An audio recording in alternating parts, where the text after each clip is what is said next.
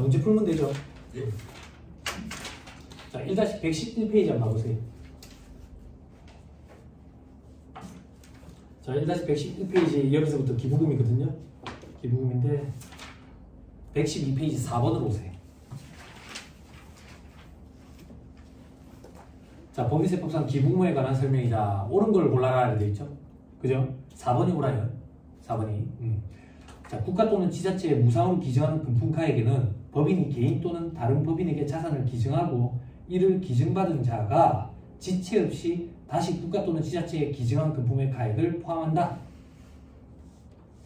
맞나요? 요것도 기부금으로 보겠다 그 얘기예요. 내가 기증받아가지고 기증받은 걸 기부해도 기부금이다 그 얘기예요. 됐죠? 무슨 말인지 이해되죠? 자, 틀린 보기 볼게. 틀린 보기. 법인이 특수관계인 매입자에게 정당한 사유 없이 자산을 시가보다 높은 가액으로 매입함으로써 그 차익 중 실질적으로 증여한 것으로 인정되는 금액은 기부금으로 본다? 동환아 어디가 틀렸냐? 정상가액이라는 표현이 돼야지. 시가가 아니라. 그죠? 그죠? 자, 동그라미 2번에 법인이 특수관계인에게 기부한 금액은 부당이익 계산 부인 규정에 따라 송금부산이 한다? 특수관계인에게 기부했다고 무조건 부당이익 계산 부인 적용하는 거 아니겠지. 그 특수관계인이 기부금 열거 대상단체면 대상단체로 열거돼 있으면 기부금으로 본다고. 되죠? 동그라미 3번 영업자가 조직한 단체로서 법인이거나 주무관청에 등록된 조합 또는 협회에 지급한 회비는 일반 기부금으로 처리한다? 자, 영업자가 조직한 단체로서 법인이거나 등록된 조합, 협회에 지급한 회비는 그냥 전액 송금 인정하잖아. 물론 요건이 있었지. 경상경비 충당을 위한 정상적인 회비 징수 방식에 따른 거냐. 이런 요건이 있긴 했었지. 그지? 자, 그 다음에 동그라미 5번. 기부금을 송금 산입 한도액 범위에서 송금에 산입하는 경우 해당 사업연도에 지출한 기부금을 기부금 한도 초과액에 이월된 금액보다 먼저 송금에 산입한다. 과거에는 이랬어요. 이게 완전 180도 바뀐 거예요. 개정이 일어나면서. 그죠? 그래서 예전 거를 먼저 송금에 산입하고 여유가 있으면 한도에 여유가 있으면 단기 거를 집어넣는 거예요. 그러면 이월되는 금액은 최근 게 이월이 되니까 이월해가지고 공제받을 수 있는 혜택이 조금 더 폭넓어지겠지. 그죠? 그죠? 자, 6번으로 갑니다. 다 풀어줄 건 아니에요.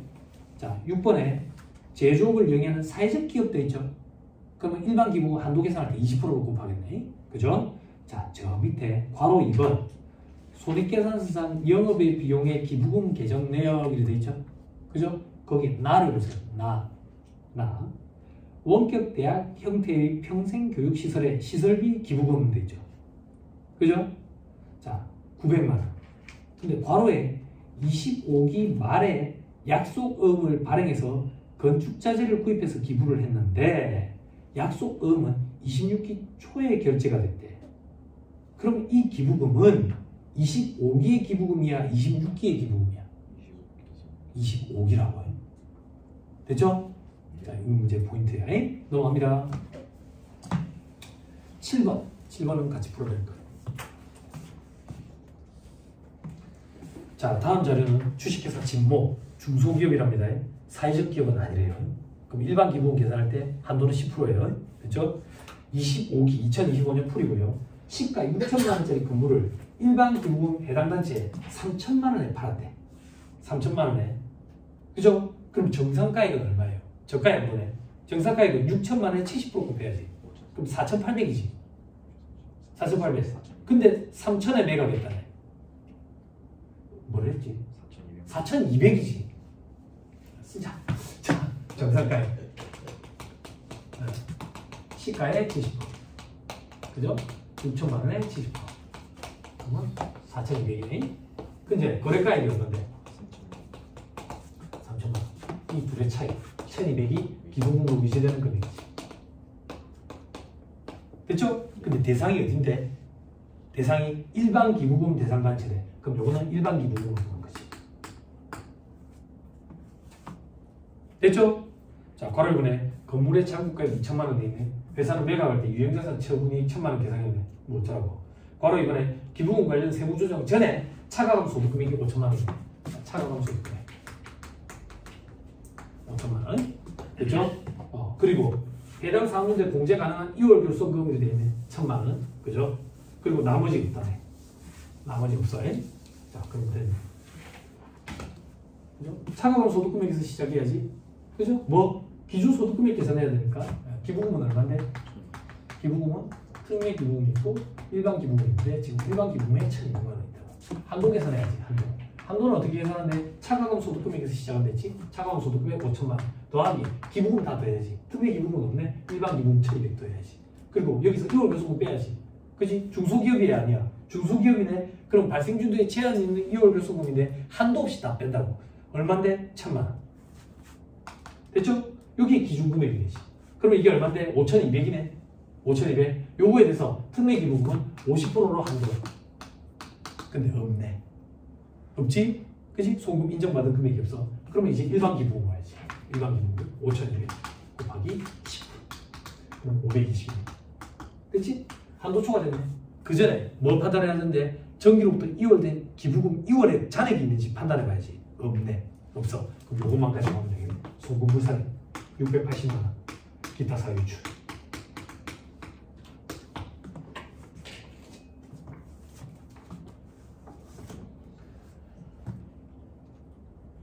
됐나요? 네. 됐어요? 넘어갑니다. 10번으로 보세요.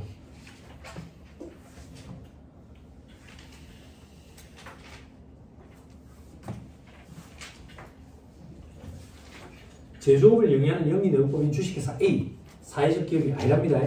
요거에 25기 2025년 풀입니다. 기부금 관련 자료이다. 일반 기부금 한도 초과액을 물어봤어. 일반 기부금 한도 초과액을 물어보더라도 특례 기부금 한도액 계산은 꼭 이루어져야 된다고. 정기로부터 2월 된 게 있는지 봐야 되니까. 됐죠? 자, 손익계산 당기순이익이 좋았다.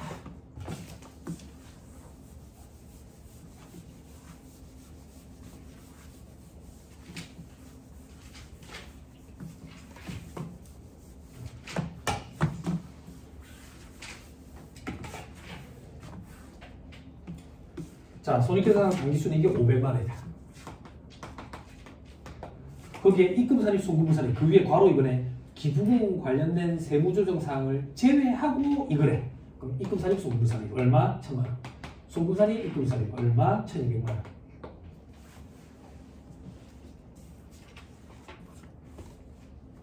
됐어요?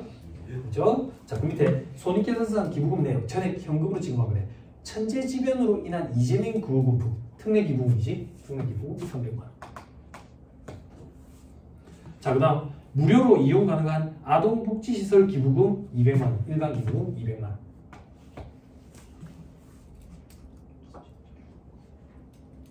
됐죠? 자, 그 밑에 갑니다.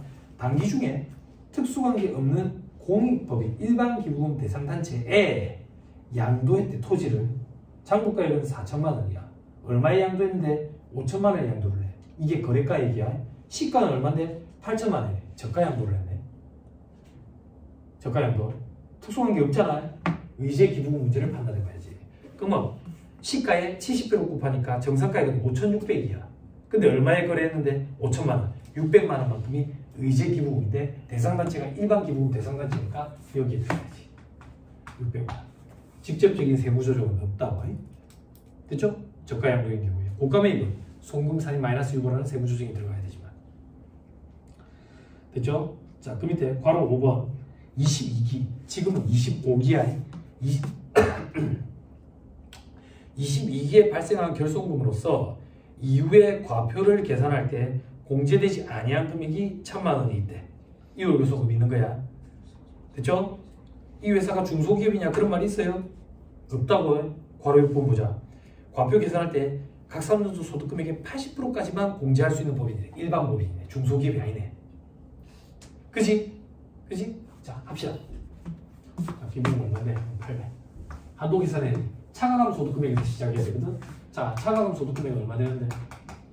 300이네.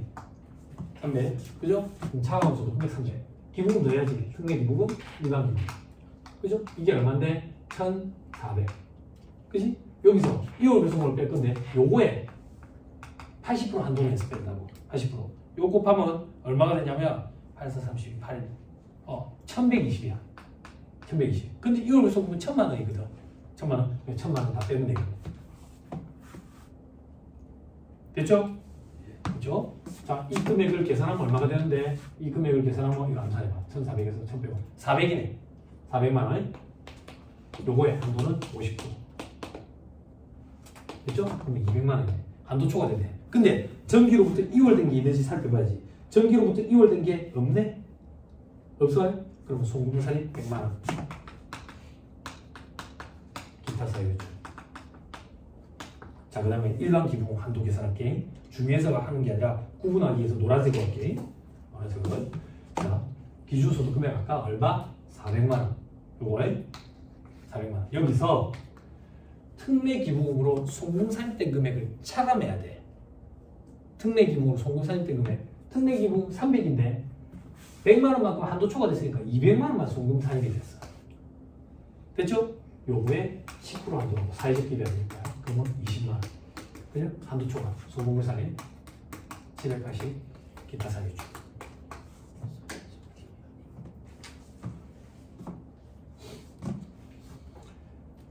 됐습니까? 됐나요?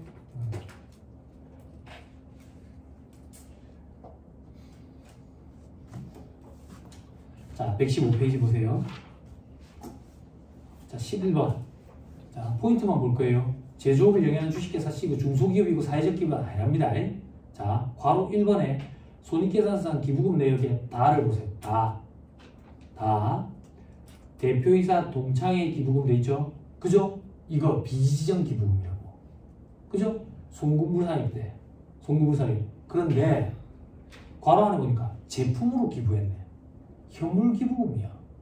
비지정 기부금으로서 현물 기부금은 시가와 잔고가액 둘 중에 큰 건 안 됐다고. 그러면 큰 거는 800이네. 800만 원을 송금물산입하고 소득처분을 해야 돼. 소득처분. 누구한테 줬는데? 사단 법인에 줬다고 돼 있네. 기타 사유주죠.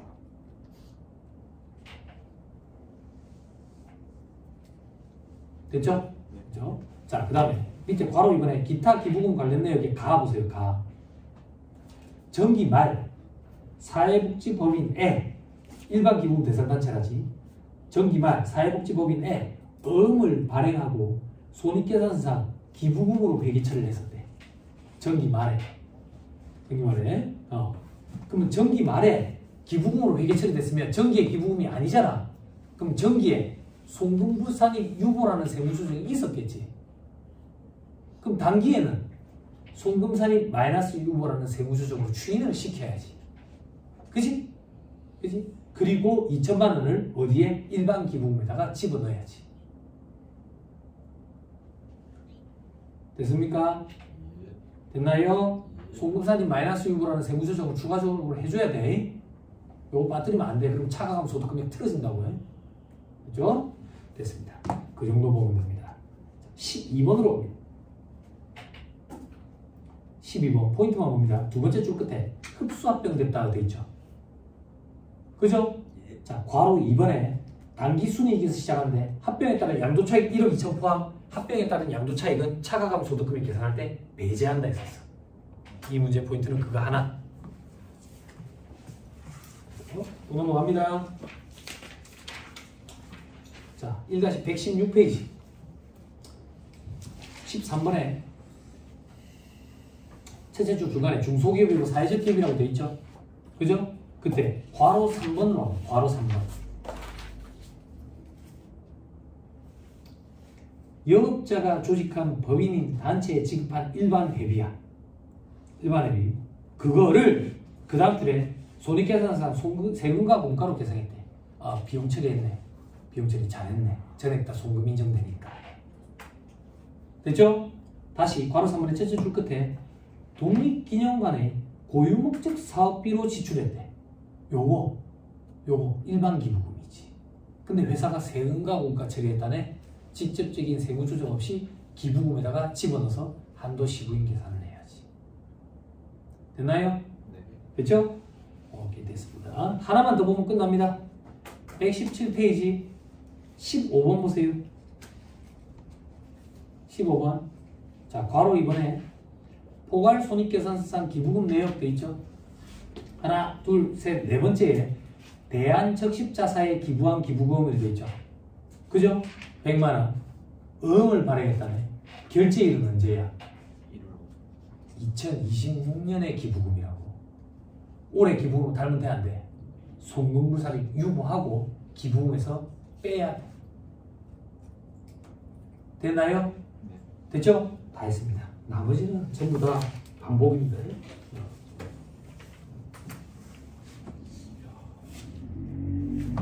자, 이제 지급이자 송금불사님으로 갑니다. 지급이자 송금불사님.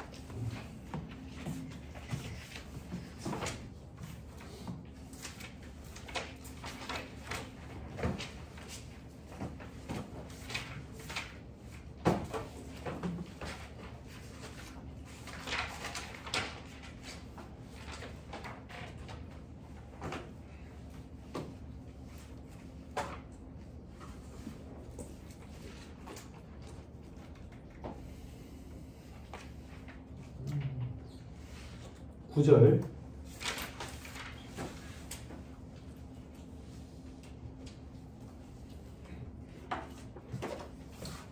4-186페이지.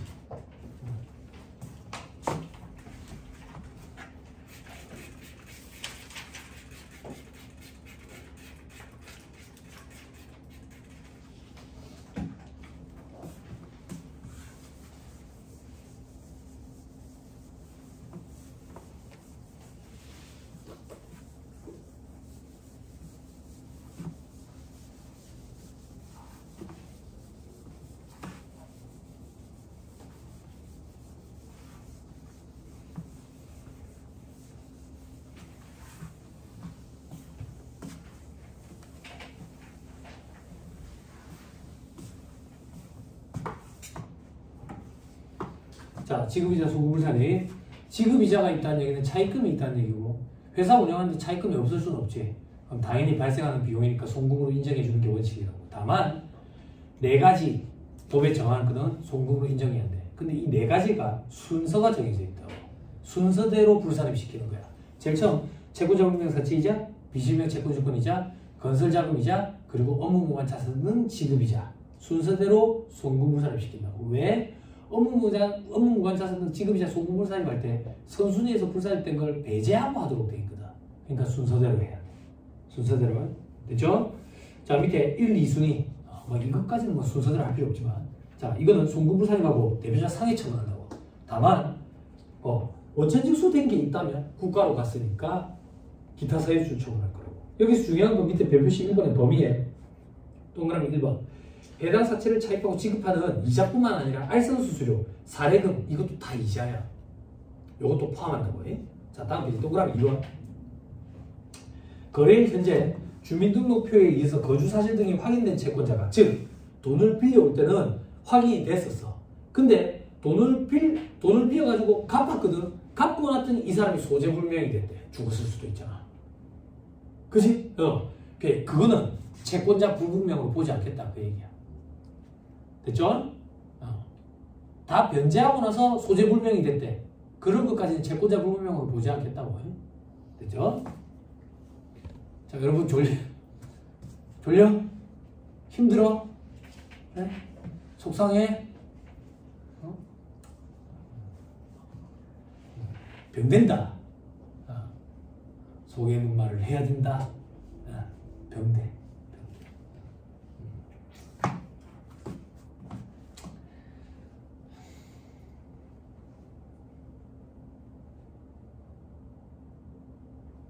그래.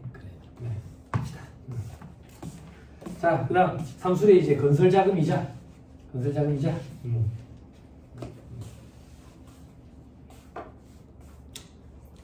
얘기를 해. 얘기를 하고 책임 요구 따질 거 따지고 뭐 좀 사달라고 해. 먹을 거 되니까 간식을 좀 비치해달라든가. 자, 3순위 건설자금이자. 자, 자산의 매입, 제작, 건설 등에 소요된 차입금에 대해서 그 자산의 건설 등 과정에서 발생된 이자, 이런 것들을 세법상 처리, 사업용 유무형 자산의 건설에 소요된 차입금에 대해서만 차입금에 대해서만 자본화 대상이 된다고. 즉 회계에서는 적격자산이라고 표현했지. 취득에 장기간이 소요되는 자산에 대해서는 차입원가를 자본화시켰지. 그때 취득에 장기간이 소요되는 자산에는 재고자산도 포함됐고 투자부동산도 포함됐었다고. 근데 세법은 이런 거 안 키운다고. 사업용 유무형자산만 대상이야. 자 밑에 건설 등에 소요된 것이 분명한 차입금, 즉 특정 차입금의 이자는 자본화 강제라고. 자산원가를 엎어야 돼. 근데 일반 차입금 이자는 선택 가능해.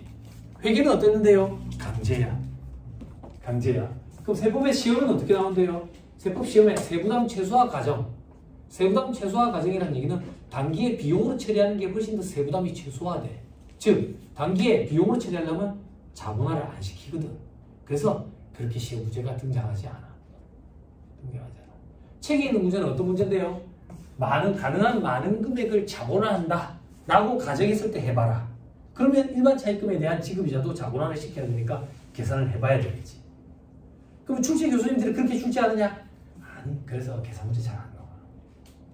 이건 완전 전적으로 회계 영역이다 이렇게 생각하면 돼. 만약에 등장하면요, 회계에서 계산 문제 풀듯이 똑같이 풀면 똑같이 나와. 똑같이. 그리고 회계랑 세법이랑 동일합니까? 동일하지는 않아. 그 차이는 어떻게 하는데요? 1차 시험에 그 차이가 안 나와. 그럼 1차 시험장 들어갈 때는 회계에서 계산하는 방식이랑 똑같이 하면 되는 거라 이렇게 생각하고 들어가도 돼. 엄밀히 얘기했을 때 좀 차이가 있는데 그 차이는 2차 때 공부해서 된다고. 2차 때. 자, 됐습니다. 방금 얘기했던 사업용 유무형자산에 대해서 이런 것들은 말문제 보기를 좀 대비해야 돼요. 넘어갑니다.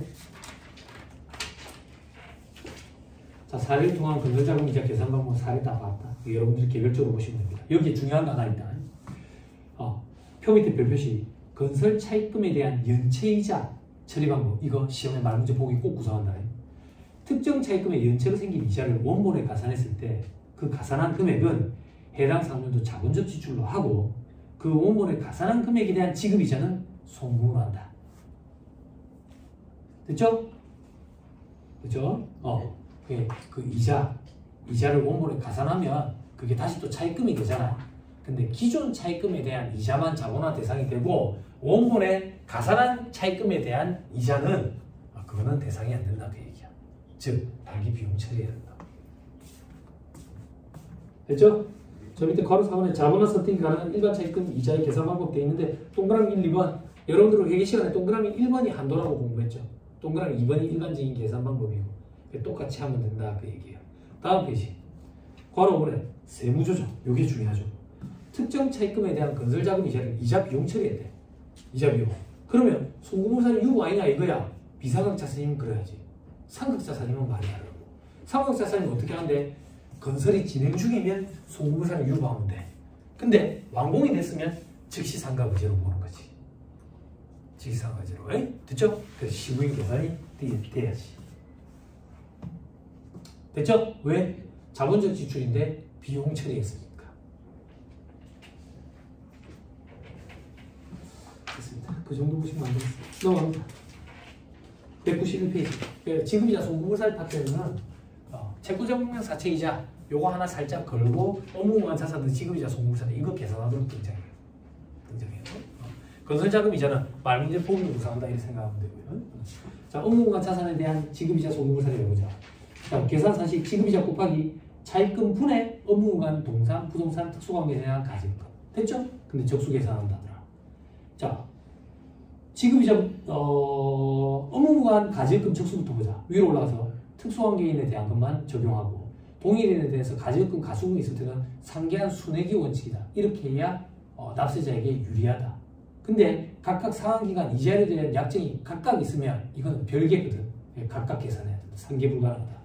업무공간 가지금 보지 않는 거. 직원에 대한 월정급여의 범위 내에서 직원 가불금 그리고 경조사비 대외, 학자금 대외, 자녀 학자금 대외 왠지 뉘앙스가 업무공간 가지금 같지만 그렇게 보지 않겠다. 불이익 안 주겠다.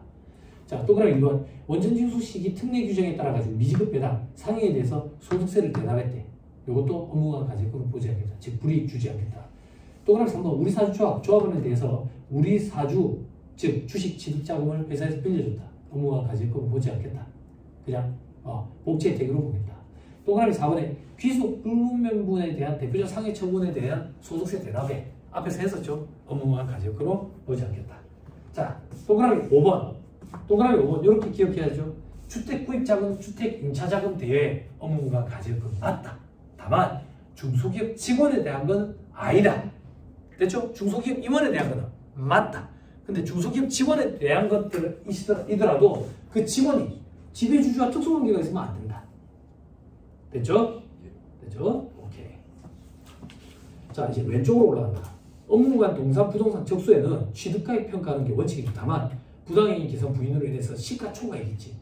고가매입으로 인해 시가초과액 포함시키면 되지. 그지? 그럼 시가가 아니라 시가초과액을 포함한 고가매입에 그대로 들어간다는 얘기지. 그렇게 하면 불이익을 더 많이 주는 거지. 제재를 가하기 위해서 그렇게 한다. 요까지 건드리면 문제가 어렵다고. 근데 1차 시험에 등장을 했어. 등장했어. 시가초과액을 포함시키는 문제가 등장했다. 좀 이따 이제 객관식 문제 있어요. 자, 이제 마지막 지급이자 내려가 보자. 지급이자 선순위에서 불살된 거 배제시킨다. 그리고 지급이자의 범위에 포함되는 것 제외되는 거. 금융어음 할인료는 포함이 된다. 돈 빌려온 거에 대한 이자니까. 상업어음 할인료는 뭔데? 어음을 깡하는 거. 여러분들 회계 시간에 공부한 매출채권의 팩토링, 어음의 할인. 그죠? 매각거래인 경우에 되지. 그러면 여러분들 매출채권의 팩토링, 어음의 할인, 매각거래인 경우에는 대변에 뭐가 와? 매출채권이 오잖아. 그지? 그럼 팔아치우고 없다는 얘기지. 팔아치우고 없다는 얘기라고. 팔아치우고 없으면 차변에는 이자 비용이 아니라 처분 손실이 오지. 즉 처분 손실이지 이자 비용이 아니다 그 얘기야. 그래서 여기 안 들어간다 그 얘기라고. 됐죠? 자, 그 밑에 사채 할인 발행 차금 상각비도 포함돼. 강제니까. 근데 현재가치 할인 차금 상각비를 연지급 수입이자는 법인에게 선택권이 주어져 있기 때문에 선택을 하느냐 안 하느냐에 따라 가지고 세부담의 영구적인 차이를 갖고 올 수 있기 때문에 다 배제시켜버린다. 됐죠? 그리고 미지급 이자는 포함된다. 왜? 발생됐는데 아직 안 했으니까. 지급 안 했으니까. 성급 이자는 제외시킨다. 왜? 아직 발생을 안 했으니까. 됐죠? 그리고 금융리수료 중 이자 성격인가 포함시킨다. 운용리수료는 리스 수수료이기 때문에 포함 안 시킨다. 이자가 아니다. 밑에 사채, 개인 사채 이자니까 다 포함시킨다. 오른쪽에 제외되는 거에 기업 구매자금 대출이자. 원래 이것도 이자가 맞기는 맞는데 기업에 어음을 발행함으로 인해서 연쇄 부도를 막기 위해서 기업 구매자금 대출이라는 걸 좀 이용해줘라. 어음을 발행하지 말고 대신에 혜택을 줄게. 어떤 혜택을 주는데 기업 구매자금 대출이자는 여기에 포함을 안 시키니까 송금불산액이 줄어들겠지. 그렇게 혜택을 줄게. 다만 주의해야 되는 건 기업 구매자금 대출 이자는 수입배당금 입금불산액 계산할 때 지급이자에는 포함이 된다고. 됐죠? 이렇게 되면 참 어렵지. 수입배당금 입금불산액 할 때 수입배당금 지급이자 자산 적수분의 주식 적수 여기다 6을 곱하잖아. 여기 지급이자에는 기업 구매자금 대출이자가 들어간다고. 근데 업무관 자산등 지급이자 송금불산액 할 때 지급이자에서는 배제된다고. 이게 혜택을 주는 거야. 됐어요? 네.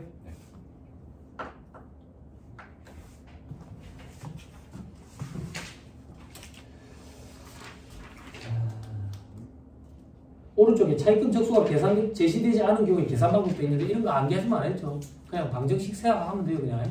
그죠? 넘어갑니다. 다 했나? 다 했네.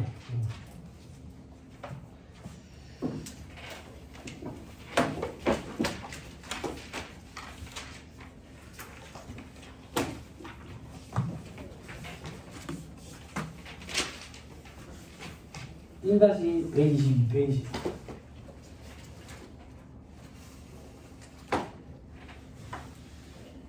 되냐?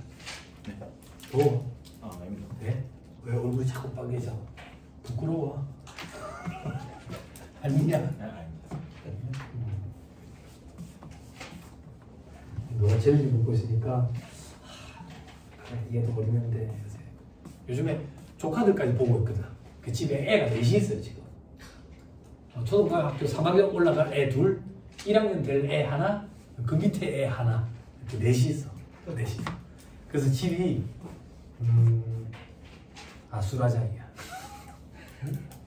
개 숫자랑 맞췄다. 개 4마리, 애 4 이렇게. 아수라장. 근데 정리를 포기하니까 별로 스트레스를 안 받더라.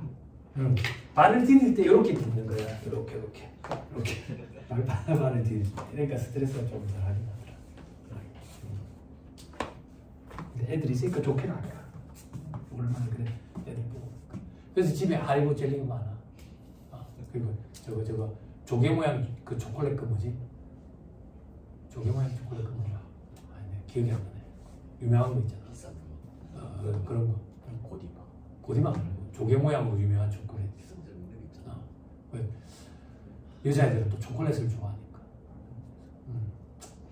뭐 이런 것들. 그 집에 뭘 귀찮지? 부럽냐? 빨리 합격해서 가정을 꾸려. 좋아, 시끄럽고. 먹을 거 상하는데 없어. 먹으려고 얘들이 다 먹고. 자, 조금 버티세요. 2차 시험 때는 또 재미가 있어요. 그때는 진짜 전문가가 돼간다는 느낌이 들어서 또 재밌다고. 그래서 1차 시험을 꼭 1년 공부하고 합격을 하세요. 이 1차 시험을 다시 공부할 때 정말 미쳐요. 지겹고. 근데 거기다가 토익이 또 말려졌다는 사람 미치는 거예요. 그럼 이 바닥을 뜰까 이런 생각을 하게 되죠. 토익은요 다 돼 있죠. 토익은 다 돼 있죠. 예전에 여기 학원에 6개월 애먹는 애를 봤어요. 6개월 동안 안 돼가지고 결국에 1차도 안 됐어. 자, 문제 좀 풀어봅시다. 좀 풀고 쉽시다. 1-122페이지 2번 지급자 송금사에 대한 설명이다. 틀린 소리를 골라라 되어 있죠. 5번이 틀렸어요. 사업용 유형자산 건설에 소요된 것이 분명한 특정 차입금 연체로 생긴 이자를 원본에 가산했대. 그때 가산한 금액과 원본에 가산한 금액에 대한 지급이자 원본에 가산한 금액에 대한 지급이자는 자본적 지출로 볼 수가 없다고. 즉 자본화시키면 안 돼. 그지? 이 표현 꼭 기억해야 돼요. 반복되는 표현이에요. 오답 보기로. 그죠? 자, 넘어갑니다. 3번 지급이자 송금분산입에 대한 설명으로 틀린 걸 골라라 하는 데 있죠. 5번이 틀렸어요. 지급이자가 송금부인되는 채권자가 불명한 사채의 이자에는 거래일 현재 주민등록표에 의해서 거주사실 등이 확인된 채권자가 차입금을 변제받은 후에 소재불명이 된 경우에 차입금에 대한 이자는 포함 안 됩니다. 요거는 불분명한 경우에 해당 안 한다고. 그죠? 자, 4번 틀린 소리를 골라라 돼 있죠. 그죠? 3번이 틀렸어요. 업무보관 자산 등 관련 이자 계산할 때 직원에 대한 경조사비 대여액은 업무보관 가질금을 보지 아니하고 학자금 대여액도 업무보관 가질금을 보지 아니하고 자녀 학자금 대여액도 업무보관 가질금을 보지 아니해요. 됐죠? 주택구입자금 임차자금 대여액만 업무보관 가질금. 다만 중소기업 직원에 대한 건 또 아니야. 됐죠? 8번으로 오세요.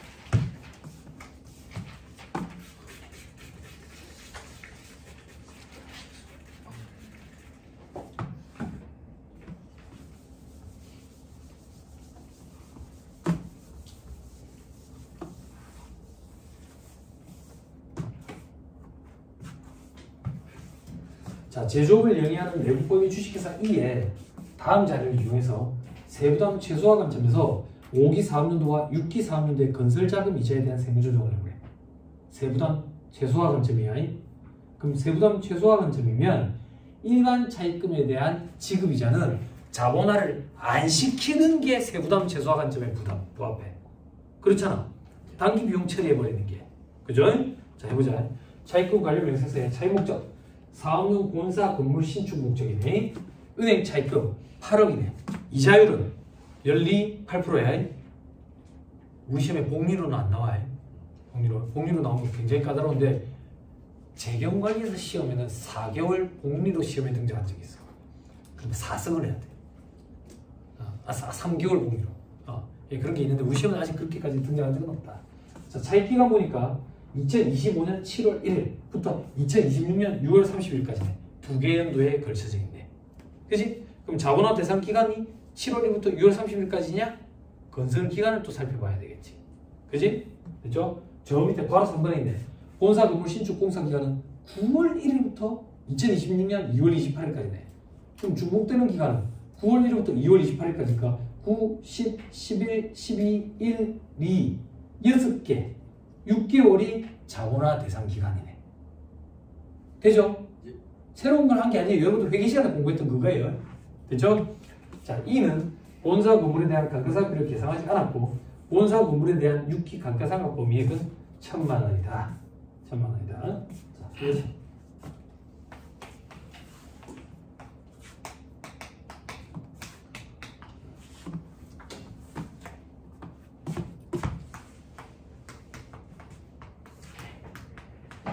자본화 대상이야.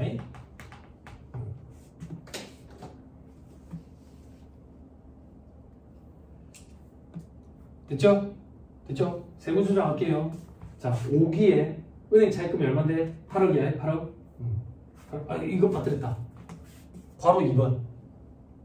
차입금 8억 빌려온 거 있잖아. 그 중에 6억만 본사 건물 신축했었대. 이게 특정 차입금인 거지.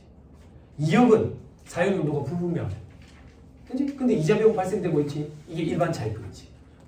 됐죠? 일반 차입금은 신경 안 써도 된다, 우리. 그치? 특정 차입금만 따지면 되겠네. 6억 곱하기 8% 몇 개월?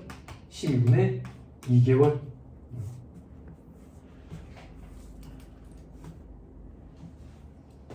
아니지, 2개월이 아니라 4개월이지. 이건 다음 정도. 4개월. 9, 10, 11, 12. 됐죠? 요거 암산을 팍하면 이게 1600인가 봐.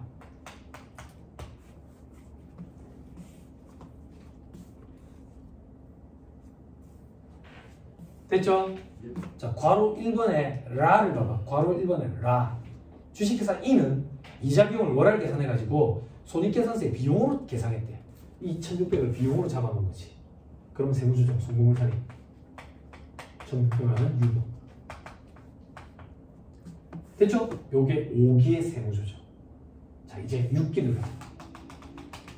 6기에 자본화 대상이 되는 특정 차입금에 대한 지급이자 계산해보자. 6억 곱하기 8%. 요번에는 2달. 그럼 800만 원 되나? 800만 원. 됐어요? 됐나요? 칠판? 이 800만 원을 소금물산이 유보하면 망한다고. 왜? 완공이 됐거든. 완공이 됐어. 그러면 건물의 자본화 대상 금액, 즉 자본적 지출이거든. 건물의 자본적 지출을 회사가 이자 비용이라는 비용으로 처리해놨네. 즉시상각이지. 즉시상각이지. 그러면 감가상각 시부인 계산을 해야지. 즉시상각이제는 회사가 즉시 상각금으로 보겠다. 이게 즉시상각이지. 됐죠? 그거 말고 회사가 감가상각비 계산한 게 있냐? 없다고. 문제의 자료에 주어진 거 뭔데? 세법상 상각 범위액이 1,000만 원이라고 지금 주어졌어. 됐어요? 됐나요? 시인 부족이익이 발생했네. 그러면 전기로부터 이월된 유보잔액이 있느냐? 유보잔액이 있네. 유보잔액과 시인 부족의 범위 내에서 작은 금액을 소문산인 마이너스 유보로 추인시켜야지. 됐죠?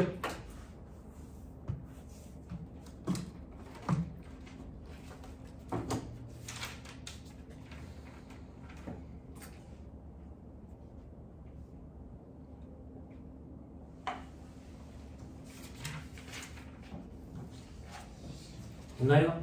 네. 되겠냐? 숫자는 간단하지. 숫자는 간단한데 쉽지 않지. 그냥 이런 문제가 나는 좋다고 본다. 이 숫자를 막 지저분하게 내는 것보다 계산기 오타가 나가지고 틀리고 뭐 이런 것보다 이런 걸 전체적으로 그림을 그릴 수 있는지 이런 걸 판단하는 문제가 등장하면 좀 더 낫지 않겠나. 시험에서 이 정도 문제가 나오면 좀 뒤에 푸는 게 좀 아니 이건 달라들어서 풀어야 돼. 이건 달라들어서 풀어야 돼요. 복잡하지 않거든요. 이 뭐 암산도 되잖아요. 암산은 좀 힘든가? 암산은 좀 힘드네.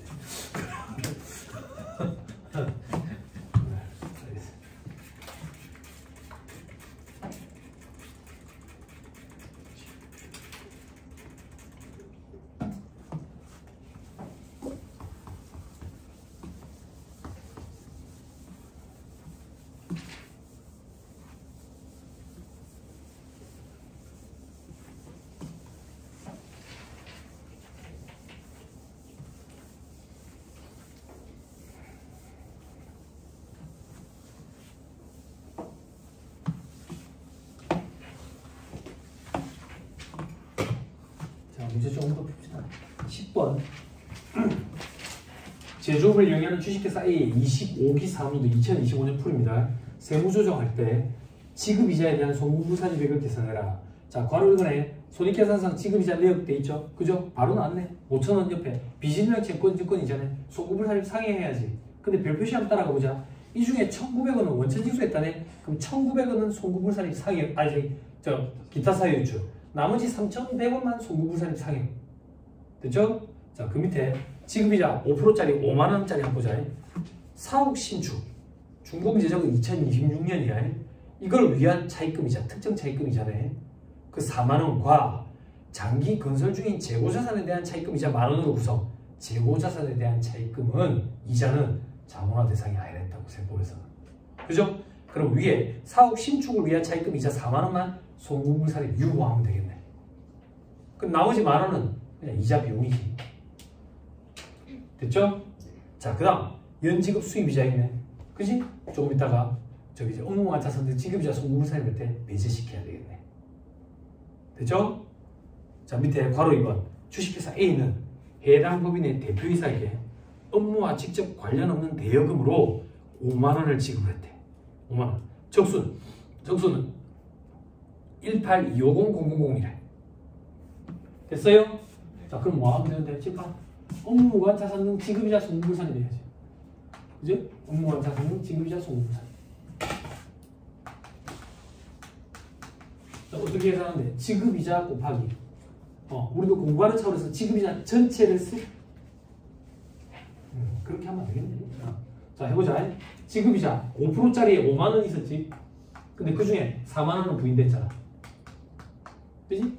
자, 그리고 연지급 수입이자 앞에 있는 거 3만원.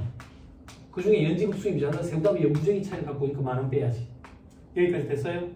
그죠? 요거 곱하기 차입금 적수분의 업무무관 동산, 부동산, 가지입금 적수. 아까 가지입금 적수가 있다. 1825050. 됐죠? 그럼 차입금 적수가 오면 되겠네. 근데 아무리 봐도 차입금 적수가 없는 거야. 차입금 적수가 없어. 그럼 어떻게 해야 되는데? 차입금 적수는 우리가 뽑아내야지. 이자율을 가지고. 이자율과 이자 비용을 가지고. 그럼 어떻게 뽑아내면 되는데? 봐봐. 자, 요거부터 보자. 5만원짜리에서 4만원 부인됐으니까 이자 비용 만원이지. 이 만원은 이자율이 몇 프로인데? 5%네. 5%. 그지? 그지? 그러면 차입금이 얼마인지 모르겠어. X 곱하기 1수 곱하겠지. 그지? 여기에다가 이자율 곱하겠지. 얼마? 5%. 그리고 365로 나누겠지. 그지? 이렇게 하면 이자 비용이 나오잖아. 이 이자 비용이 얼마인데? 만원이라고 지금. 만원. 그럼 우리가 알고 싶은 건 뭔데? 적수가 알고 싶거든. 적수는 뭘 적수로 하는데? 이걸 적수로 한다고. 그지? 이걸 알고 싶으면 학창시절 기억 더듬어 봐. 요것만 놔두고 등식의 오른쪽 편으로. 등식이라 했어요. 등식이 아니고 등식의 오른쪽 편으로 넘기면 되지. 이 곱하기 하는 거 하면 나누기가 되거든. 나누기 5%. 그리고 이 곱하기 하는 거 하면 나누기가 되거든. 그걸 곱하기로 바꾸면 분의 1이 되거든. 분의 1에 분의 1 하면 그냥 곱하기거든. 이때 360번. 자, 이게 힘들면 그냥 사식을 생각하면 돼. 사식을. 됐죠? 됐죠? 그럼 밑에다 다시 쓸게. 만원. 나누기 5% 곱하기 365. 그리고 하나 더 있지. 요거 2만원짜리. 2만원짜리는 몇 프로 이자인데? 몇 프로? 4%네. 2만원. 2만원 나누기 4% 곱하기 365. 이렇게 하면 적수제 계산이 되지. 요거 계산하면 돼. 이렇게 하면 숫자가 좀 더 이렇게 나옵니다. 숫자가 21, 4, 2 뭐 어쩌고저쩌고 나옵니다. 그죠? 그럼 소득처분 끝까지 해야지. 얼마? 2, 1, 4, 2 송금물살이. 소득처분 해주세요. 기타 사회유출. 그죠? 끝까지 해야 돼.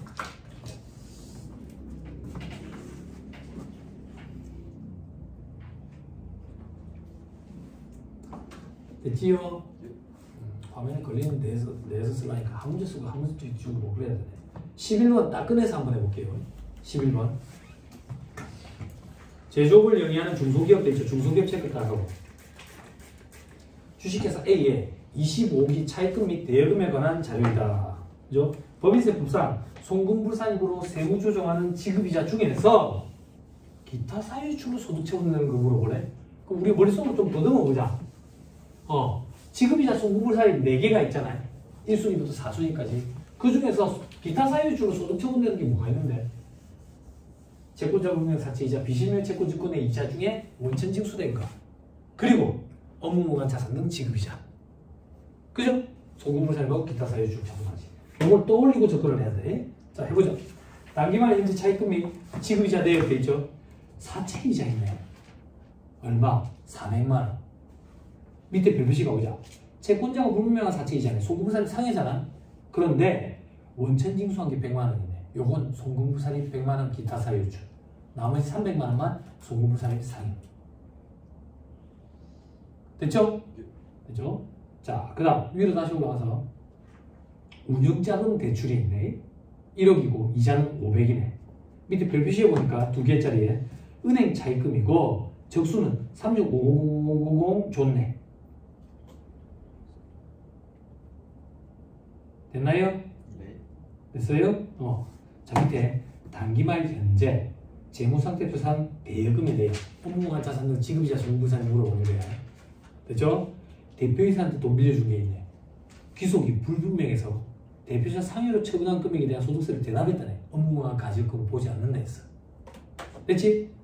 직원 값 500만 원 집에 주주란다. 직원이 주택 구입 자금을 빌려준대. 업무무관 가지금이 맞지. 중소기업을 했잖아. 근데 지배주주잖아. 지배주주. 됐죠? 요래 생각하면 돼. 회사에서 얘가 지배주주가 아니었으면 주택구입자금 빌려줬겠냐고. 그지? 힘이 막강하니까 빌려주지. 업무만 가질금을 보겠다고. 자, 그 다음 직원을 전세자금 대여액이라네. 업무만 가질금이지. 그지? 근데 중소기업 직원에 대한 거는 아니랬지. 그지? 자, 그 다음 직원병 자녀에 대한 학자금 대여 업무가 가질금 아니랬어. 지금 여기서 업무가 가질금은 직원갑에 대한 것밖에 없어. 자, 그 밑에 주식회사 A의 차입금과 대여금은 모두 24기 초에 차입되어야 돼. 그럼 25기 중에는 변동이 없었네. 적수 계산할 때 365를 곱하면 되지. 자, 하면 된다. 자, 지급이자 얼마인데 운영자금 대출 지급이자 500만 곱하기 차입금 적수 아까 있었지. 36500 분의 아까 직원값에 대한 주택구입자금 대여 500만 원 곱하기 365에 하면 되겠네. 그렇죠? 요만큼 금액을 송금불산입 기타 사유축 처분하면 되지.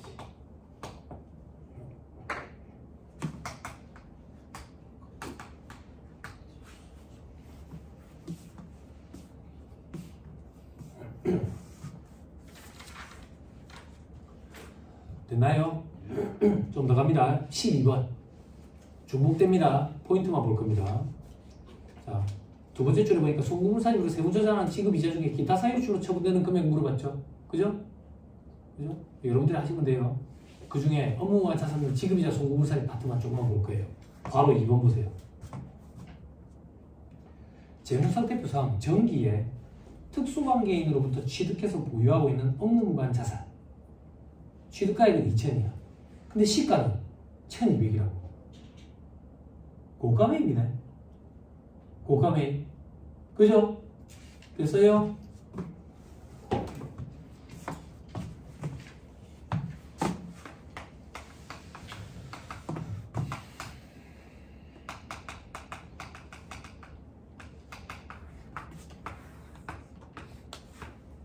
뭘 사면 돼?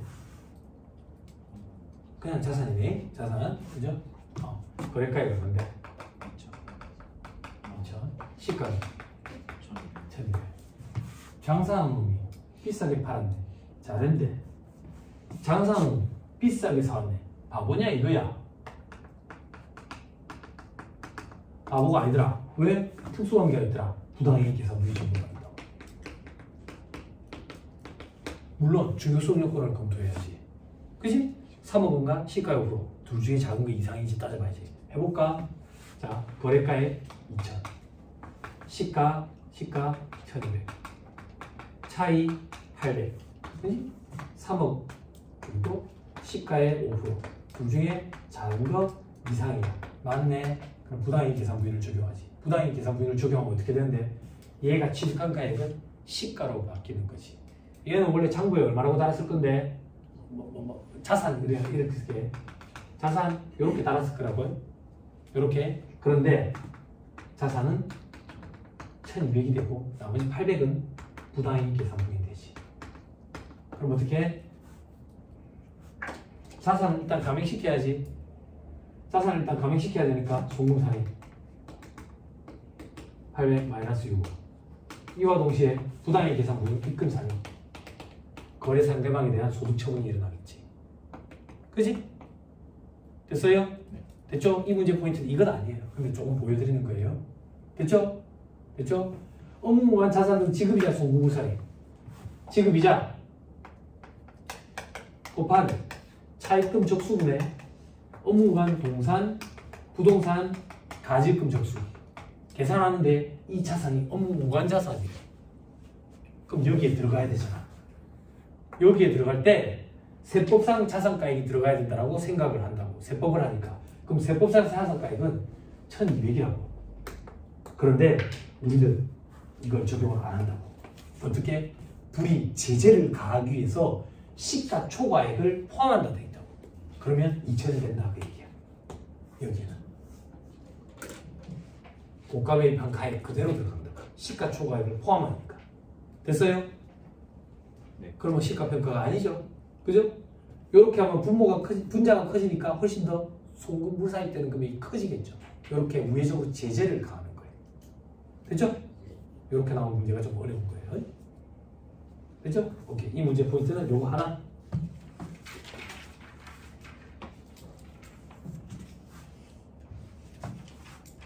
자, 다음 페이지 14번. 14번 두 번째 줄 끝에 다만 세무조정은 최소화할 것 돼 있죠. 세무조정을 최소화하래.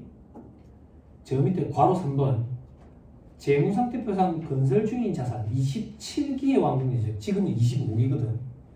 건설 중인 자산에는 건설에 소요된 것이 불분명한 일반 차입금 이자 200만 원이 포함되어 있대. 일반 차입금 이자지. 일반 차입금 이자에 대해서는 자본화 여부를 세법에서 어떻게 판단을 해? 선택하도록 돼 있지. 그러면 선택하도록 돼 있다는 얘기는 자본화를 해도 되고 안 해도 되지. 근데 이 회사는 지금 이걸 자본화 시켜놨지. 세부담 최소화 과정이 아니라 세무조정 최소화 과정이네. 그지? 그러면 그대로 냅두면 되지. 손댈 거 없이. 됐죠? 됐습니다. 잠깐 쉬었다가 5절에 이제 손익기속식을 잠깐 쉬었다 하시죠.